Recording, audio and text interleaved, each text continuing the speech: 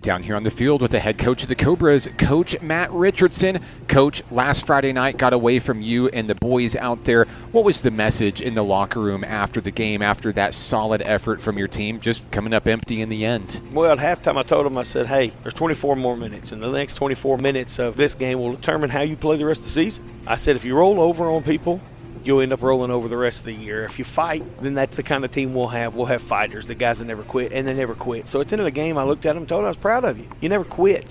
I thought our attitude and our effort stayed where they needed to be. We made runs. We played better in the second half, I thought, than we did in the first half. I thought we played really well, and we had the special teams. This was a great increase. I told the kids this. I said, we improved special teams-wise. We had 2 takeaways. We were plus 10 yards on every return, so except the punt because we didn't catch it. But everything on special teams was better than last week. Great improvement. And then we played a great football team. Those guys had, a triplet set, a quarterback, running back, and a receiver as good as anybody will see. So it was a great football team. I told them it's a non-conference ball game. Those kind of games get you better and going on to play your 7-4A in the playoffs. And I said, the efforts you gave, I was proud of. Down the road, when we get to conference play, I think we're going to see a lot of quarterbacks that are like Mitchell Polk, that dual threat aspect out there. It was good experience to see that in non-conference action. But how does that translate into practice this week? What's the mindset in the locker room, and what are some of the things to work on as you get set for a different opponent in Centerpoint Friday night? Well, the mindset of the Polk quarterback is our linebackers didn't read very well. They were running with, for example, mesh and the fake to the running back one way, and then guards would pull the other way and go with the quarterback, and we're looking the wrong way. We're running with the mesh. So we all week have concentrated on what really takes you to the play, and it's the guards and 10 personnel. So we are busting our tail on reading our keys and doing what we're supposed to do at linebacker instead of looking over the offensive line and just reading mesh and quarterback's fakes, because quarterback fakes will fake you. So you've got to know really where the ball's going. So we've busted our tail in that.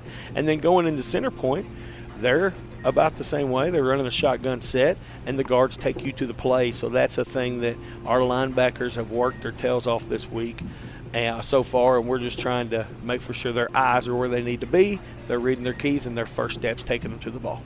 You talk about a team that never gives up, never waves the white flag. That goes to leadership, not only on the coaching staff, but also on the field and these young men as well. Who are some of those vocal leaders for this year's squad that's really saying, hey, we have so much more to play. We have more games to go this season. That's just a drop in the bucket. Let's keep our heads up. Let's keep going. Yeah, Buss, Hare, Harwood, those guys, Alt on defense, Castle on defense, of course, the Irwins, the Nate Jordans, those guys are positive guys showing back up on Sunday, ready to get back after it, talking about, Coach, they were a good team. It's a non-conference game. Who cares? Let's go. Let's get back to the next opponent.